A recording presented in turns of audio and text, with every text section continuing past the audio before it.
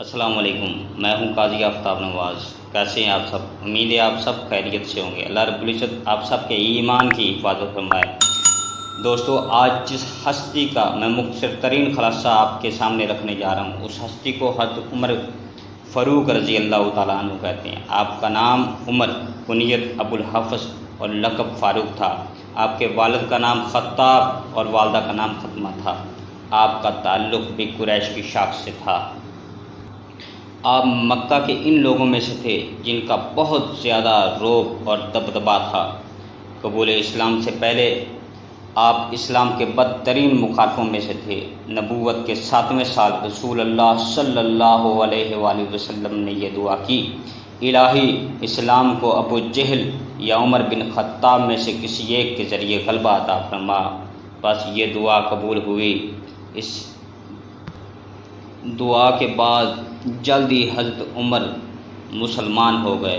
حضرت عمر رضی اللہ تعالیٰ عنہ کے اسلام لانے سے پہلے مسلمان مشکلات کا شکار تھے اور چھپ چھپ کر عبادت کرتے تھے۔ آپ نے مسلمان ہو کر مسلمانوں کی جماعت کو ساتھ لے کر اعلانیہ خانہ کعبہ میں نماز ادا کی اور مشرکین کو توحید کی دعوت دی۔ قبول اسلام کے بعد آپ کی بہادری اور جرات میں اضافہ ہو گیا۔ جب مسلمان ہجرت کر کے اکا دکا مدینہ کے لیے روانہ ہو رہے تھے تو حضرت عمر رضی اللہ تعالیٰ عنہ پوری تیاری کے ساتھ نکلے، بیت اللہ کا طواف کیا اور اعلان کیا کہ میں ہجرت کر کے مدینہ جا رہا ہوں۔ جس نے اپنی بیوی کو بیوہ اور بچوں کو یتیم کرانا ہو، آئے مجھے روکے۔ کسی میں اتنی ہمت نہ ہوئی۔ صلح حدیبیہ میں جن شرائط پر مسلمانوں اور مکہ والوں کی صلح ہوئی وہ بظاہر مسلمانوں کے خلاف تھی۔ حضرت عمر رضی اللہ تعالیٰ عنہ کو اصرار تھا کہ ہم حق پر ہیں اور جان کی بازی لگانے کو تیار ہیں، پھر کیوں دب کر صلح کریں؟ لیکن رسول اللہ صلی اللہ علیہ وآلہ وسلم نے فرمایا کہ مجھے اللہ کا یہی حکم ہے۔ غزوہ تبوک میں جب رسول اللہ صلی اللہ علیہ وآلہ وسلم نے چندے کی اپیل کی تو حضرت عمر رضی اللہ تعالیٰ عنہ گھر کا آدھا اثاثہ اٹھا کر نبی پاک صلی اللہ علیہ وآلہ وسلم کے قدموں میں ڈھیر کر دیا۔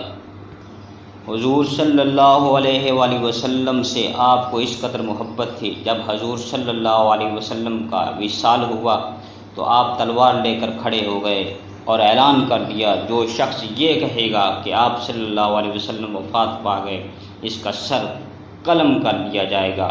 اس نازک وقت میں حضرت ابو بکر صدیق نے یہ سب وقت سنبھالا۔ حضرت عمر رضی اللہ تعالیٰ عنہ حضرت ابو بکر صدیق کے پورے زمانہ خلافت میں ان کے دست بازو بنے رہے، حتیٰ کہ کسی نے حضرت ابو بکر صدیق سے یہ شکایت کی کہ آپ خلیفہ ہیں یا حضرت عمر، تو حضرت ابو بکر صدیق نے کہا کہ عمر رضی اللہ تعالیٰ عنہ۔ حضرت عمر رضی اللہ تعالیٰ عنہ نے مدینہ اور آس پاس کے علاقہ کے تمام مسلمانوں اور ان تمام قبائل میں جو اسلام سے وابستہ تھے سب میں جہاد کی روح پھونک دی۔ حضرت سعد بن ابی وقاص کی قیادت میں 20,000 افواج کو ایران کے محاذ پر روانہ کر لیا۔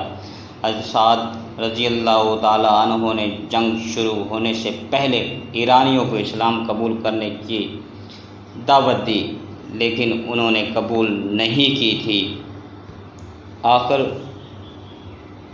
14 ہجری کے ماہ محرم میں قادسیہ کے میدان میں دونوں فوجوں کا آمنا سامنا ہوا۔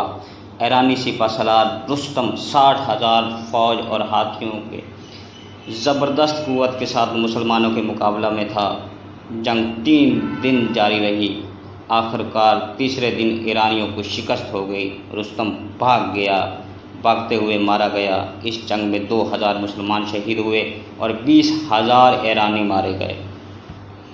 شام کا مرکزی شہر بیت المقدس ابھی تک عیسائیوں کے قبضے میں تھا۔ مسلمانوں نے اس کا محاصرہ کیا تو انہوں نے صلح کی پیشکش کی اور یہ کہا کہ امیر المومنین یعنی حضرت عمر رضی اللہ تعالیٰ عنہ خود آ کر معاہدہ کریں۔ چنانچہ حضرت عمر رضی اللہ تعالیٰ عنہ معاہدے کے لیے گئے۔ 16 ہجری میں بیت المقدس تشریف لے گئے اور بیت المقدس کے عیسائیوں کو امان لکھ دی کہ اس معاہدے کے روح سے ان کی جان مال عزت اور مذہب کا تحفظ کیا جائے گا، ان کی عبادت گاہوں کی حفاظت کی جائے گی۔ یہ حضرت عمر کی فوجی حکمت عملی کا ہی نتیجہ تھا کہ اس وقت کی دنیا کی دو سب سے بڑی سلطنتیں ایران اور روم چند سال میں اسلام کے دامن امن و عافیت کا حصہ بن گئی۔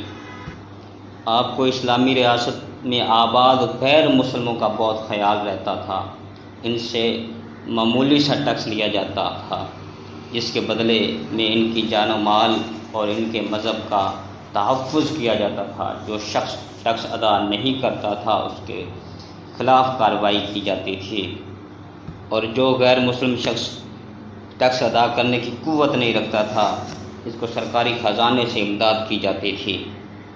ان کی جان و مال کا اس قدر تحفظ کیا جاتا تھا کہ ایک موقع پر ایک غیر مسلم ذمہ قتل ہو گیا تو آپ نے اس کا قصاص دلاتے ہوئے فرمایا کہ اگر اس شہر کے سارے مسلمان اس کے قتل میں شریک ہوتے تو میں سب سے قصاص دلواتا۔